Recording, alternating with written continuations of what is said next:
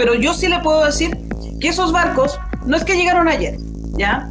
No es que llegaron hace 2 días, 3 días, están hace semanas. Y hubo ventanas, usted me va a decir, Jimena, pero a lo mejor hubo marejadas. ¿Se acuerdan que explicamos el proceso que está? Ya.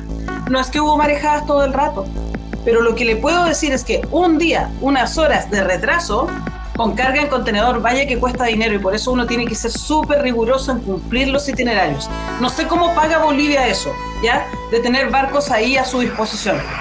Explíquenmelo, porque yo también les escribí a yacimientos petrolíferos y hasta ahora, ni por el tema del agua que les conté, ni tampoco por esto me ha respondido. Aquí hay otra ruta que une a Bolivia con Chile, que es la ruta 15CH. Ya hace rato, si ven que el conflicto está encendido y no tiene luces, o al menos proyectándolo, yo te digo, hasta el miércoles eso no se va a arreglar, ¿ya? Van a esperar la audiencia. Entonces, si tú tienes eso, ¿por qué sigues mandando camiones por la 11CH si puedes mandarlo por Guaracolchane, por ejemplo? ¿Ya? Que es la otra alternativa. Que sus yacimientos petrolíferos fiscales bolivianos ha tenido una conducta poco diligente, a mi juicio, discúlpeme, estoy hablando de su país, pero yo lo que he visto, una conducta poco diligente, poco precavida respecto al combustible, y echarle la culpa solo a este conflicto, la verdad, yo creo que es decir una verdad a medias. ¿Sabe por qué?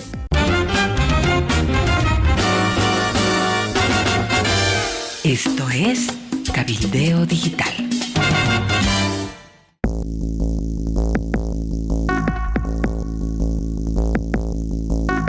Buenos días a todos los que están, Amalia en particular, su invitación. Muchas gracias por invitarme a su programa esta mañana. Yo trabajo en el diario El Mostrador en Chile y estoy en Arica, apostada hace muchos años. ¿En qué les puedo ayudar? ¿Qué es lo que necesitan saber? Entiendo que hay mucha inquietud respecto del bloqueo que está a la altura del kilómetro 62 de la ruta internacional 11CH que conecta Arica con Bolivia. Jimena, ese bloqueo continúa en pie, son muchos días. Hubo un cuarto intermedio, dejaron pasar 120 cisternas, pero hay como 350 todavía bloqueadas. ¿Sabes algo de esto? Amalia, vamos a contextualizar para tus auditores, para los que nos observan, porque es bueno decir por qué surge ese bloqueo, ¿ya? Ese bloqueo surge porque hay una empresa en Arica que está atravesando una crisis, la empresa Equiborax, que también tuvo una crisis en Bolivia. Entiendo que el expresidente Evo Morales la expulsó de Bolivia porque quería explotar el Salar de Uyuni, tuvo problemas legales y la sacaron. Es una empresa chilena que está apostada, tiene su centro de operaciones aquí en Arica, pero también tiene otra operación en Antofagasta. Pero la principal es aquí. Explota un salar también, el salar de Surire, que está en la frontera con Bolivia. Tenía un permiso de explotación, pero era un permiso que había sido bien cuestionado internamente por ambientalistas, ¿ya? Porque estar en un monumento natural protegido, como es el salar, empezó a generar cierta crítica hasta que hace 2 años la dirección de la CONAF, que protege estos bienes, digamos, que son de patrimonio silvestre, lo empezó a fiscalizar y se detectó que había una baja ostensible en los flamencos, que son aves protegidas, son 3 especies que anidan allí, y también notó que el humedal que tenía el salar había ido en disminución, había estado severamente alterado, y eso había provocado una baja en la reproducción de los flamencos. Entonces empezó a fiscalizar y llegó a la conclusión de que la acción de la minera había provocado esta situación, ¿ya? Y por lo mismo entregó esos informes al Consejo de Defensa del Estado, que debe ser algo así como la Procuraduría de ustedes, ¿ya? Que defiende los intereses del Estado, y interpusieron una demanda ambiental en contra de la empresa, que el 11 de septiembre significó que el Tribunal Ambiental, como medida precautoria, le dijo: usted no va a sacar ni un gramo más de ulexita, que es el mineral que se saca de allí, y va a paralizar sus operaciones de extracción en el salar. Esa paralización significó que los trabajadores iniciaron movilizaciones, y esta es la más ruda porque llevan desde el miércoles pasado, ya se habían tomado la carretera, pero fue por horas, ¿ya? Eso fue cuando se consigue la medida de suspensión de las operaciones, y ahora se volvieron a tomar simplemente porque el miércoles de esta semana el Tribunal Ambiental va a evaluar en una audiencia solicitada por los sindicatos de la empresa y por la propia empresa, que esa medida se levante, porque tienen 400.000 toneladas en el salar que no pueden sacar de Olexita. Y eso es lo que quiere la empresa. En este tiempo en que no han podido trabajar, la empresa dice que finiquitó algo así como una cantidad importante de 80 o más camioneros, transportistas que hacían ir y venir del salar a una planta. Los que han venido a Arica se tienen que haber fijado que ya bajando la última cuesta difícil de zigzag y todo que tiene Rotonda, hay una planta allí que está en un plano antes de bajar al Valle del Yuta. Y ahí está esa planta donde procesan la olexita y la convierten en ácido bórico. Bueno, la empresa, todo lo que significaba operaciones en el salar, lo liquidó a la espera de poder reanudar, y eso, reanudar las operaciones significa recién retomarlas el próximo año, porque la prohibición dura hasta el 31 de diciembre de este año. Entonces, los trabajadores esta semana están esperando esa audiencia. El punto es que han fijado una protesta contra el gobierno, y el punto es que ahora el problema ya no está en el gobierno. Estuvo durante 3 años, pero ya cuando se judicializa es muy difícil que las autoridades de gobierno puedan intervenir, porque es el mismo Estado el que está reclamando contra esa empresa. Entonces, está bien difícil el conflicto. Está muy complejo porque, si han escuchado ustedes noticias de Chile, estamos también con una crisis entre el poder político.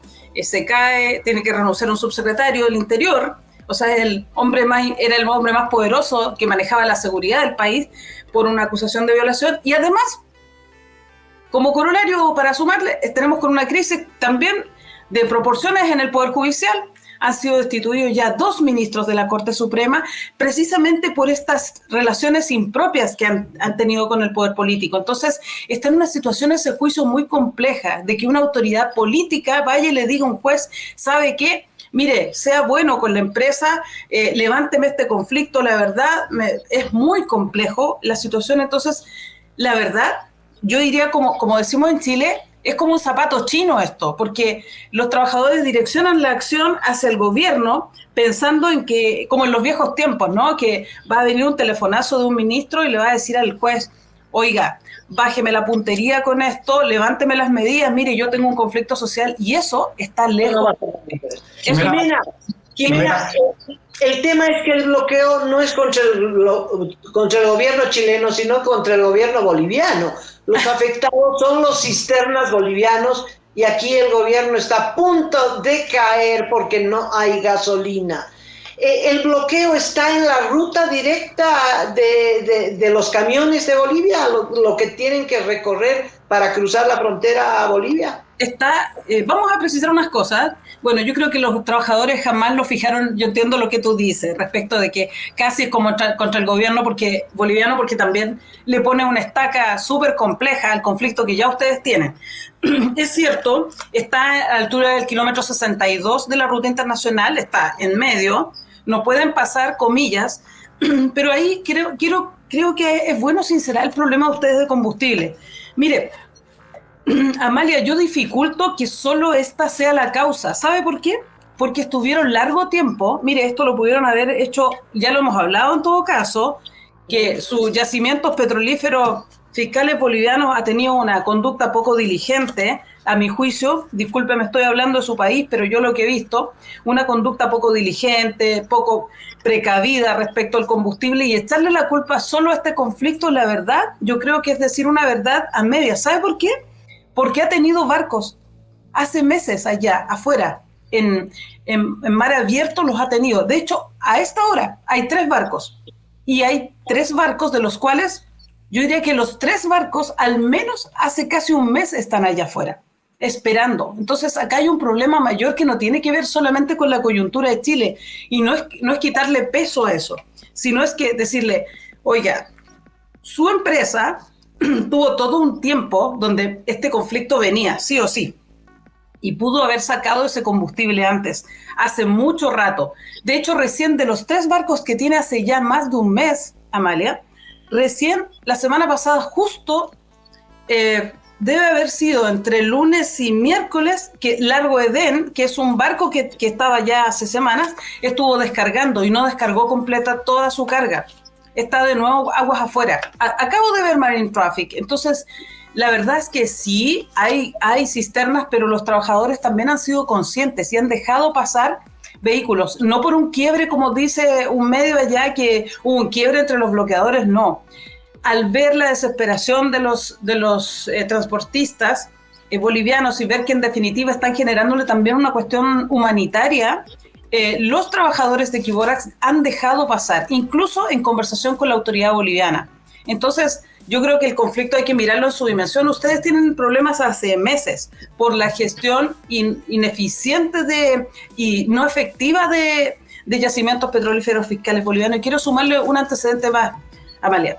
Nosotros también estamos sufriendo hoy día algo que no está claro en Arica, y es efectivamente el ejercicio ambiental del oleoducto. Usted sabe que tuvimos una emergencia sanitaria que ha significado que 18.700 hogares de aquí de Arica estuvieran sin poder tomar agua potable. Solamente la podían consumir para lavar la loza, lavar los platos y bañarse y lavar la ropa. Pero no han podido, y quedan todavía 7.000 hogares que no pueden hacer eso. Y se está investigando aquí si el oleoducto tuvo que ver o no con la contaminación de un pozo de agua, porque la contaminación se produjo justamente por la acción de algún hidrocarburo que contaminó completamente ese pozo y puso en riesgo la salud de las personas acá. Entonces, la verdad es que hay que mirar yo diría que el conflicto o la situación de yacimientos en una cuestión más macro. Jimena, ¿y ese oleoducto es el oleoducto que une Chile con Bolivia? Exacto, es el que solamente usan ustedes, que está pactado desde el año 57. Sí. Jimena, una consulta, permítame por favor. Se dijo acá, el ministro de Economía lo dijo con palabras muy claras, que el presidente Arce se comunicó con el presidente Boric este fin de semana para decirle que ayude a que las cisternas que están trayendo combustible a Bolivia puedan cruzar el bloqueo de los trabajadores de Quiborax. Por lo que usted nos está revelando, y la verdad que yo me quedo asombrado con usted nos ha dicho, esto parece ser una simple excusa porque el gobierno del presidente Boric ya no puede hacer nada con relación a este tema, ¿es así? Con respecto al conflicto judicial, ninguno. Con respecto a desalojar o desbloquear la ruta, puede hacerlo todo, porque él tiene su representante aquí, que es el delegado presidencial, que perfectamente puede decirle a la fuerza pública que intervenga inmediatamente. Ahora, yo no sé si en esta situación que hoy día tiene el gobierno, además, de mucha complejidad y de caída, este fin de semana ha sido uno de los, de acuerdo a las encuestas, una de las semanas más malas en términos de percepción ciudadana para el gobierno. No sé si, y además vamos a vivir las elecciones este otro fin de semana, de gobernadores, de alcaldes, qué sé yo. Entonces, no sé si el gobierno esté disponible a que la fuerza pública venga, saque trabajadores y eso a lo mejor es apagar con benzina, como decimos, un conflicto. Entonces, en la antesala de elecciones, además, no sé si estén disponibles para eso. Lo que sí puedo decirte, Edwin, es que cada día que pasa, efectivamente, la presión de Bolivia es más fuerte respecto de los compromisos que Chile tiene, que es el libre tránsito. Y hoy está claro que eso no se está cumpliendo. Y Bolivia, cuando empiezan a retrasarse sus envíos, sus despachos, es súper severa. O sea, no esperan mucho. Esperó, yo creo, con suerte 24 horas y empezó a hacer reclamos y a documentar. Porque en algún momento la estrategia de Bolivia siempre es eso, ¿no? Documentar mucho para, de alguna manera, en algún momento ir por Chile de nuevo y decir que incumple muchas cosas, ¿ya? Esa ha sido como la táctica permanente, la estrategia permanente, es documentar esto. Pero yo sí le puedo decir que esos barcos no es que llegaron ayer, ¿ya? No es que llegaron hace 2 días, 3 días, están hace semanas. Y hubo ventanas. Usted me va a decir, Jimena, pero a lo mejor hubo marejadas. ¿Se acuerdan que explicamos el proceso que estaba? Ya. No es que hubo marejadas todo el rato. Entonces, nadie puede decir que en ese mes, al menos que llevan allá apostados esos barcos, no hubo ventanas.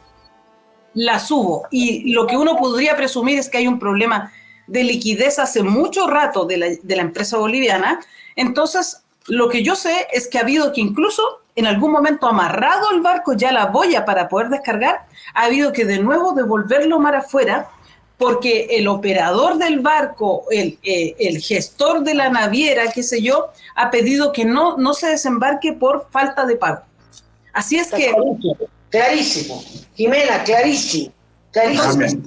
Entonces sí, queridos colegas, es cierto, hay un bloqueo, perfecto, ya llevan 6 días, es muy cierto, pero también no es menos cierto que han tenido 3 barcos ahí en capacidad ociosa. Yo no sé cómo pagan eso, yo se los vengo diciendo hace mucho rato, no sé cómo pagan eso, porque yo que trabajé 3 años en el puerto le puedo decir, yo no trabajé con hidrocarburos porque ya les expliqué que ese terminal no tiene nada que ver con la gestión del puerto de Arica, pero lo que le puedo decir es que un día, unas horas de retraso con carga en contenedor, vaya que cuesta dinero, y por eso uno tiene que ser súper riguroso en cumplir los itinerarios. No sé cómo paga Bolivia eso, ¿ya? De tener barcos ahí a su disposición.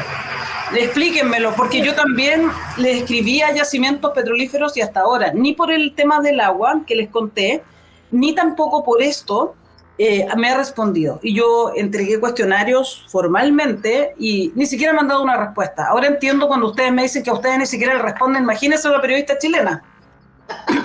Nena, te agradecemos muchísimo por tu explicación, que nos da muchas luces, y es exactamente como tú dices, así es. Claro. Hay urgencia y hay iliquidez. Exacto. Claro. Lo que yo creo, Amalia, es que aquí hay otra ruta que une a Bolivia con Chile, que es la ruta 15CH. Ya hace rato, si ven que el conflicto está encendido y no tiene luces, o al menos proyectándolo, yo te digo, hasta el miércoles eso no se va a arreglar, ¿ya? Van a esperar la audiencia. Entonces, si tú tienes eso, ¿por qué sigues mandando camiones por la 11CH si puedes mandarlo por Guaracolchane, por ejemplo? ¿Ya? Que es la otra alternativa. Está bien. Jimena, nos despedimos. Muchas gracias. Hasta la próxima. Muchísimas gracias. Que estén muy bien, queridos colegas. Un abrazo y saludos a todos ustedes. También saludos a todos sus escuchas, a la gente que los sigue.